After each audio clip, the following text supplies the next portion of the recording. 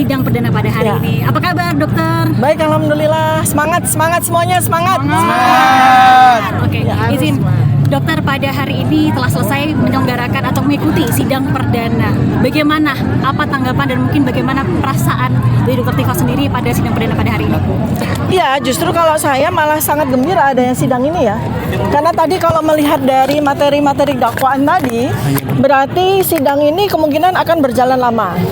Jadi saya akan gunakan sidang ini sebagai tempat kuliah saya untuk memberikan penjelasan sejelas-jelasnya terkait dengan ilmu yang saya gunakan untuk melakukan observasi, kajian terhadap pertanyaan yang selama 11 tahun ini menjadi sebuah pertanyaan yang sangat membebani seluruh masyarakat Indonesia. Nah, jadi alhamdulillah juga tadi live streaming ya. Ya, jadi ini surprise buat kita ya. Ini tanda bahwa ada sebuah iklim yang baru ya. Betapa bahwa sidang ini adalah sebuah sidang yang tinggi ya derajatnya ya, kualitasnya. Maka saya juga minta kepada seluruh rakyat Indonesia kita sama-sama belajar. Saya belajar, Anda belajar ya dimanapun Anda berada, agar kita betul-betul mengetahui betapa kompleksnya masalah ini dan menjadi perhatian bukan hanya seluruh Indonesia tapi juga dunia internasional. Karena tadi saya sudah melihat ada beberapa media internasional dan juga ada beberapa media internasional yang sudah menghubungi saya. Karena ini adalah skandal terbesar di seluruh dunia. Skandal terbesar di seluruh dunia, dan karena itu saya akan memberikan penjelasan sejelas-jelasnya.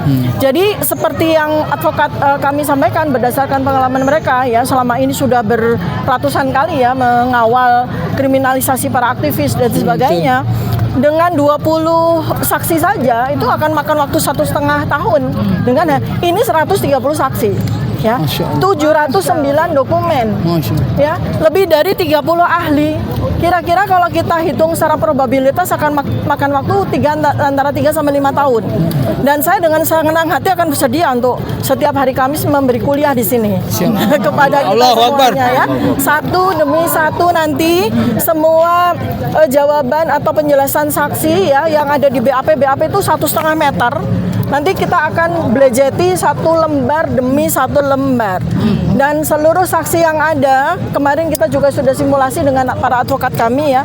Advokat saya, TPDT atau Tim Pembela Dokter Tifa ada 25 advokat. Ya, dan dua putri ini, 2 perempuan Sri Kandi ini ya, insya Allah ya.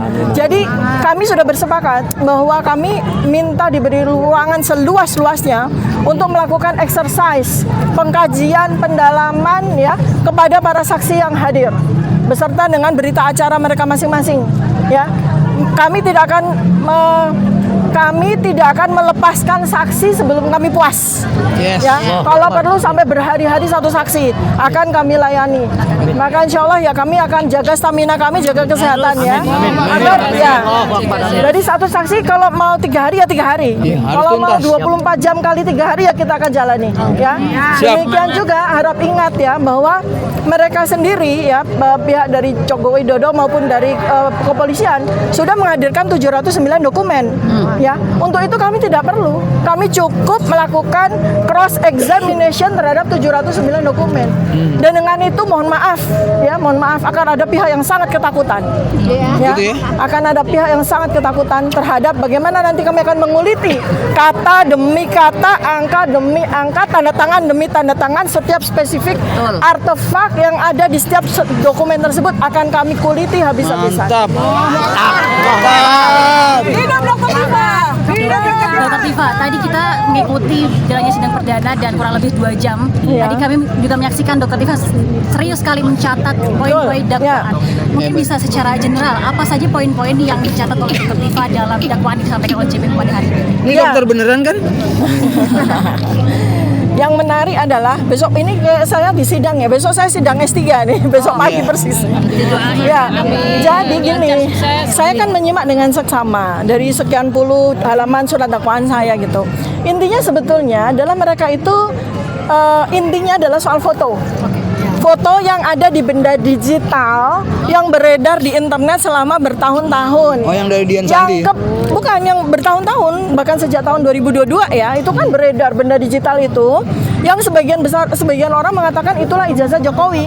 Kan kita masih mempertanyakan, dan saya juga menggunakan kata-kata kita mempertanyakan.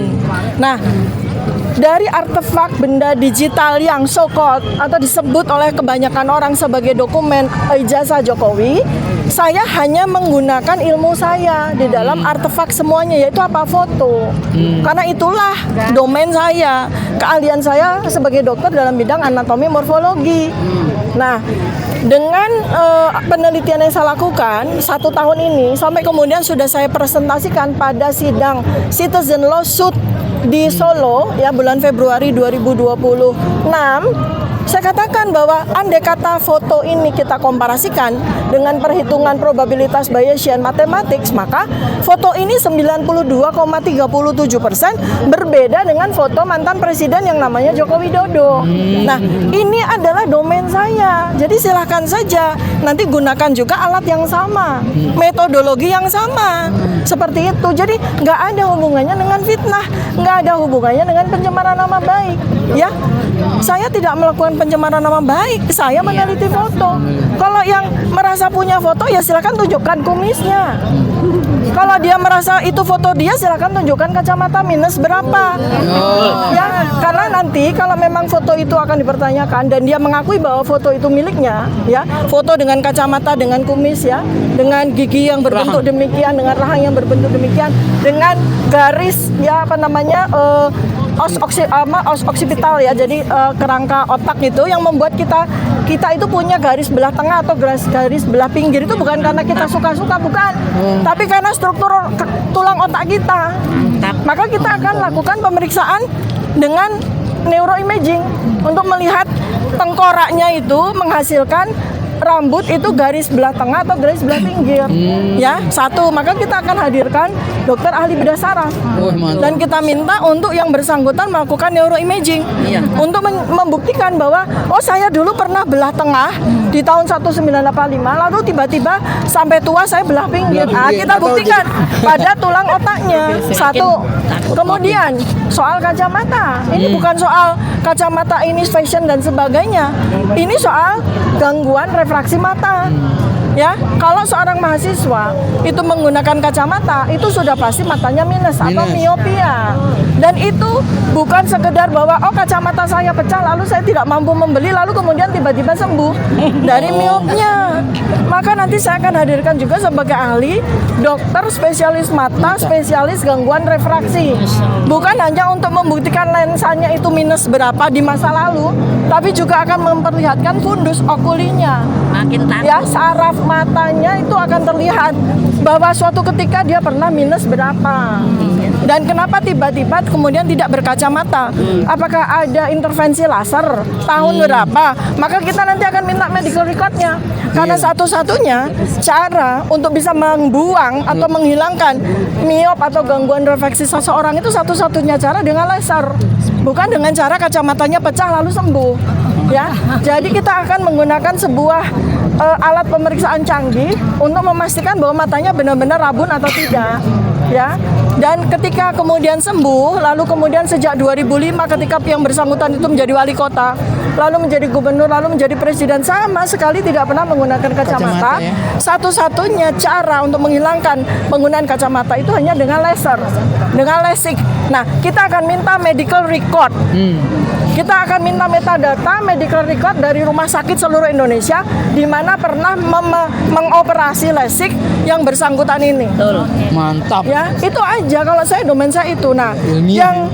Sangat ilmiah. Lalu kemudian yang menarik adalah dalam surat dakwaan itu saya tetap didakwa dengan pasal besar ya, yang hukumannya 8 tahun sampai 12 tahun, pasal-pasal ITE. Ya, itu kan isinya adalah melakukan manipulasi terhadap dokumen digital. Sekarang pertanyaan saya, dokumen digital Jokowi mana yang saya manipulasi? Ya, dokumen digital itu iktp, kemudian m-banking, ya, jadi benda-benda digital. Kalau seseorang yang mengaku lulusan UGM tahun 1985, ijazahnya itu kertas. Oh, kertas ya? Ya, kecuali kalau dia lulus tahun 2025 ke atas, baru dia punya ijazah yang bisa dimanipulasi secara digital. Jadi di mana kami punya benda digital atau dokumen digital ijazah milik Jokowi yang kami manipulasi? Jadi pasal itu sama sekali tidak relevan dan sangat tidak bertanggung jawab ketika itu ditimpakan kepada saya. Ternyata pada surat dakwaan itu yang membuat pihak kejaksaan itu melakukan dakwaan atas pasal 3235 itu adalah lisan saya, coba. Pernyataan lisan saya di sebuah acara TV-nya Anda. Dan itu saya bicarakan secara lisan. Definitif di surat dakwaan itu ditulis bahwa pernyataan lisan dari terdakwa. Pernyataan lisan kok pasalnya jadi 3235 itu ceritanya bagaimana? Sangat-sangat janggal. Yang terakhir ya.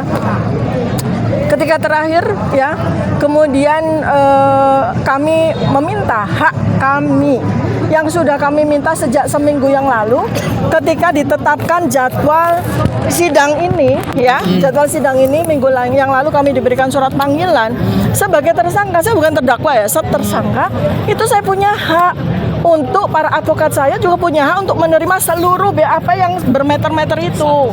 Bukan yang halaman lagi ya, meteran. Bermeter-meter sampai di bawah 5 orang kayak bawa jenazah begitu. Lah itu harus kami terima secara utuh. Nah, Senin yang lalu, ini hari kapan? Ya. Ini hari Kamis. Ya. Berarti Selasa. Advokat kami hanya menerima segini. Advokat kami itu hanya menerima segini, nggak lebih dari 1/4, kurang dari 1/4. Jadi apa yang disembunyikan sama mereka? Apa yang ditakuti sama mereka terhadap BAP yang setahun? BAP itu setahun loh ya, dikumpulkan dari semua saksi, semua ahli, semua barang bukti dan sebagainya, itu kan hak kami. Tapi tidak mendapatkan. Ya artinya mendapatkan. Ya tadi majelis hakim menanyakan kepada kejaksaan kapan akan diberikan. Tapi mereka begitu. Ya Mas. Ya lalu jadikan ini pertanyaan dan silakan ya. Ini live streaming ya. Nanti perhatikan pada chapter terakhir ya, pada menit-menit terakhir ketika kejaksaan seakan-akan keberatan.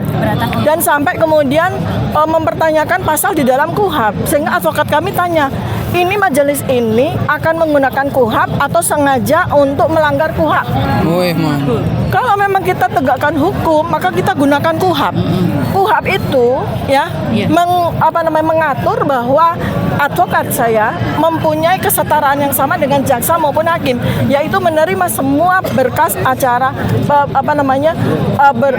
BAP secara lengkap beserta dengan daftar barang bukti. Ya, itu ya. Nah, spill sedikit ya. Oke, boleh.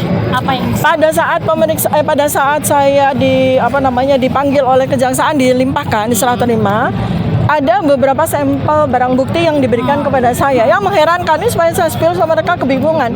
Dan biarin aja kalau mau menyiapkan ya, supaya kita jelas. Salah satu sampel yang membuat saya dan Mas Roy itu kebingungan adalah barang bukti ijazah itu semua fotokopi. Aslinya kali. Jadi baik ijazah SD, SMP, SMA, sarjana itu semua fotokopi. Khusus Jokowi. Iya, khusus untuk Joko Widodo. Sedangkan ada barang bukti lain seperti teman-teman SMA-nya semua asli. Aneh kan? Nah, sekarang pertanyaan saya adalah, bisa nggak fotokopi itu menjadi barang bukti? Bisa, kalau tidak ada aslinya. Sekarang pertanyaannya, ada nggak aslinya? Saya yakin tidak ada.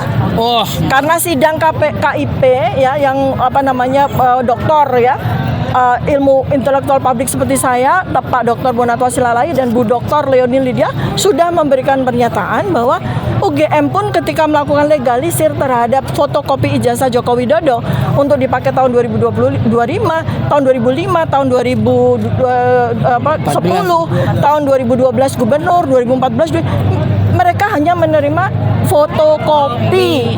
Ulang dok. Mereka itu hanya menerima fotokopi dan mereka diminta untuk melakukan legalisir. Padahal sebagai mahasiswa UGM, saya juga mahasiswa UGM, teman-teman semua juga UGM. Iya, semua juga alumni dari universitas masing-masing. Kita itu kalau minta legalisir, kita harus wajib bawa aslinya. Baru dilegalisir. Jadi UGM pun itu juga tidak pernah menyatakan bahwa mereka itu melihat ya ijazah asli. Catat tuh ya, catat. Nah, kemudian ada yang di underline juga ya Mbak, itu tentang pernyataan UGM. Dalam hal ini adalah pernyataan wakil rektor. Siapa? Ibu Profesor Wening Udasmara di tanggal 16 April 2025. Itu digunakan sebagai salah satu barang bukti, alat bukti ya. Demikian juga dengan rektornya sendiri, Profesor Ova Emilia. Dua orang itu, petinggi dari UGM itu, ketika memberikan press release tentang status mahasiswa seseorang bernama Joko Widodo, sama sekali tidak menunjukkan apapun, hanya bicara saja.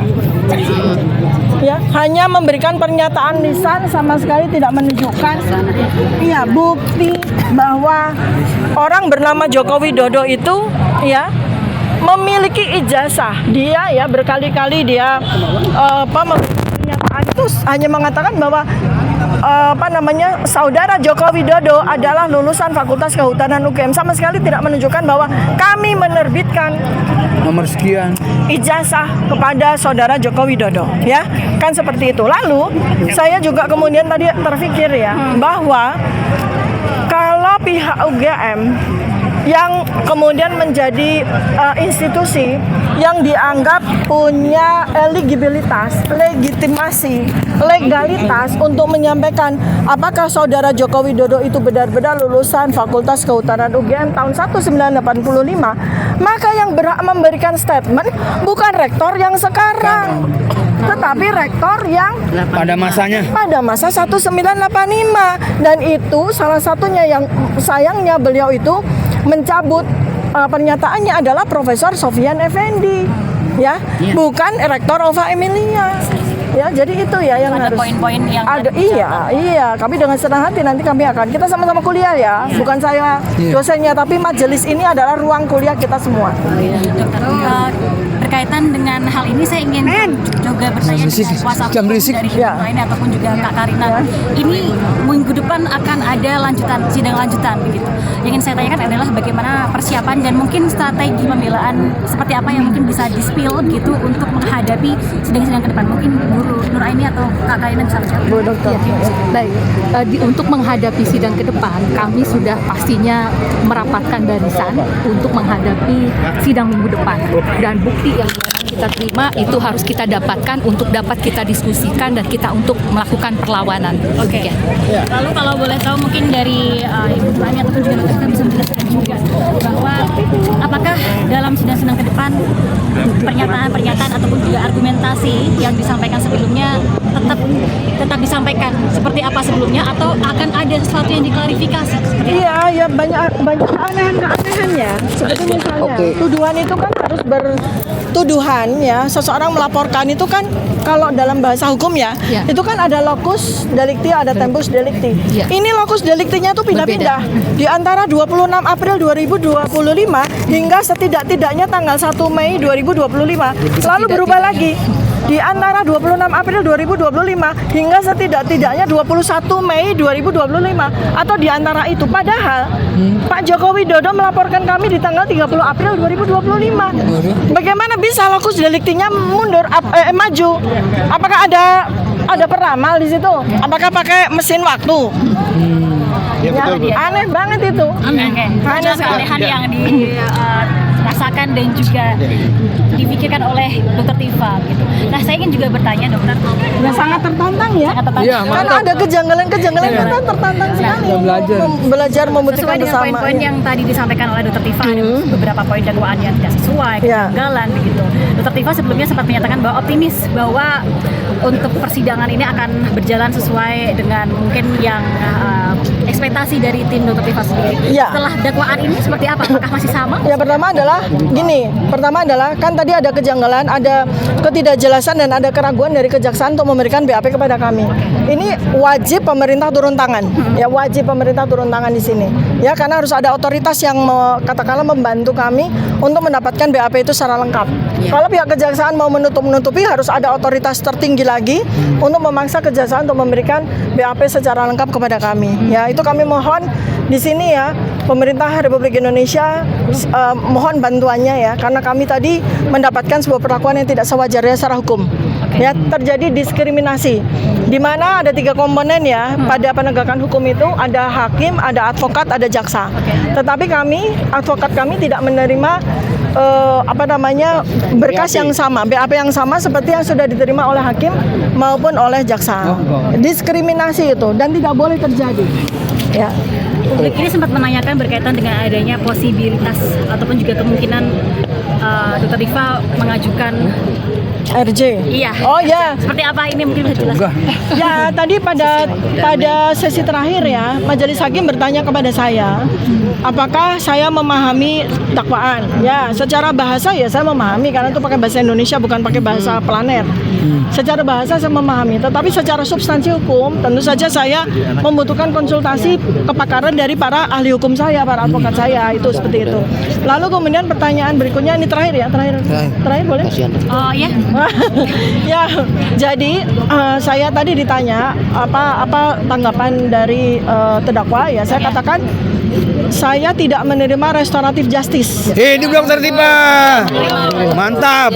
dan saya akan terus melakukan perlawanan. Ya, dan saya tidak akan menerima plea bargain. Saya tidak menerima perdamaian apapun. Kita akan Sip. terus melawan. Mantap. Rakyat Indonesia, ayo kita Hidup lawan. Dr. Diva. Adili Jokowi. Dari Solo tetap mendukung. Oh, dari Solo. Berkaitan dengan sidang pada hari ini sidang perdana dan mendengar dakwaan dewan tadi, kalau dari Ada Bapak selaku advokatnya. pengacara dari Dr. Diva yang selalu mendampingi, apa yang ingin disampaikan Pak? Jadi begini, berkali-kali saya katakan, jika sudah masuk persidangan, berkas itu harus dipunyai oleh semuanya. Oke, betul. Jadi bagaimana kita bisa berdiskusi, berdialog kalau kami yang dikasih separuh, di sana penuh. Kami kan nggak tahu apa yang terjadi. Itu ketentuan di KUHP itu, begitu diserahkan, itu yang dipunyai oleh jaksa, dipunyai oleh hakim dan advokat itu harus sama. Jadi kita buka belajarnya itu bersama gitu loh. Guru juga tahu. Ini kan tidak. Makanya Penting saya banget itu. bertanya ada apa? Big Ada question apa? mark. Apa yang disembunyikan? Ada apa ini? Gitu. Apalagi barang bukti dan sebagainya. 709 itu pasti problem. Karena 709 surat itu seharusnya penyitaan itu adalah hasil dari tindak pidana. Apakah 709 yang dikumpulkan itu hasil tindak pidana? Dan makanya kita perlu Contohnya penjelasan. pisau ya, pisau dipakai orang menikam. Ya pisau ini, bukan pisau di pasar dikumpulin, pisau di situ. Itu harus dipertanggungjawabkan. Nggak apa-apa, Ya, gitu. nggak apa, santai aja. Ya, saya baca di belakang. Oke, siap. Sebelum mengakhiri sedikit dong, Ya, nanti, Bu. berkaitan dengan persiapan sidang minggu depan, ini ada seminggu lagi seperti apa? Ya, dengan bismillah ya, saya sampaikan kepada seluruh rakyat Indonesia bahwa saya akan melawan. Dan saya akan Mantap. melakukan perlawanan, saya tidak akan menerima restoratif justice atau upaya perdamaian apapun. Karena rakyat berhak tahu. Kebetulan saya dipilih Allah Subhanahu wa taala untuk mewakili, untuk menjawab pertanyaan masyarakat tersebut. Maka saya tidak ingin mengkhianati rakyat dengan pengecut meminta restoratif justice. Tidak. Ya, insya Allah mohon doanya semuanya. Ya. Hidup. Semangat Dr. Diva. Selamat beristirahat.